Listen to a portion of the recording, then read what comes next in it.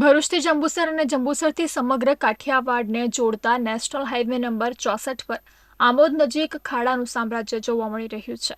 મુખ્ય માર્ગ પર જ ખાડા પડી જતા વાહન ચાલકો મુશ્કેલીનો સામનો કરી રહ્યા છે અને સર્વિસનો ઉપયોગ કરવાની ફરજ પડી છે, પરંતુ સર્વિસ રોડ પણ બિસ્માર હાલતમાં થઈ જતા ટ્રાફિકના દ્રશ્યો સર્જાયા હતા.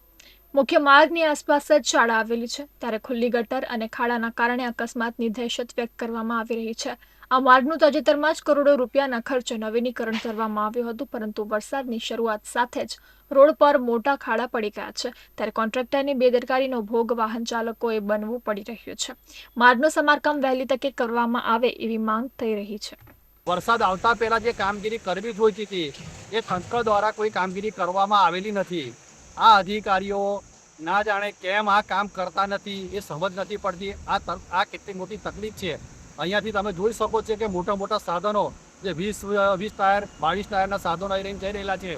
આજે પહેલા વરસાદના હાલત છે તો હજુ તો 120 દિવસ આ ચોમાસાના ચડવાના છે. ત્યારે એની હાલત શું થશે એ કોઈ નક્કી નથી. આ રોડ બજાર આમોદ શહેરને મધ્યમ કક્ષામાંથી નીકળેલો છે. નાના નાના બાળકો જાય છે, અવર જવર કરે છે, પબ્લિક અવર જવર કરે છે. આ ખાડાના હિસાબે કોઈ એક્સિડન્ટ થશે તેની જવાબદારી કોની? તંત્રએ આ કામગીરી કરવી જોઈએ. સરકાર પાસે પૈસા છે, R&D વિભાગે જો પૈસા ના હોય તો સરકાર તેને માંગણી કરવી જોઈતી હતી અને આ કામ કરવું જોઈતું હતું. અત્યારે આ હાલત જુઓ તમે. હવે વરસાદ પડ્યા પછી તમે ડમ્ફરથી થોડા માટી બેઠક કરીને જતા રહો છો તો એનાથી કોઈ કારણની નિરાકરણ આવતું નથી.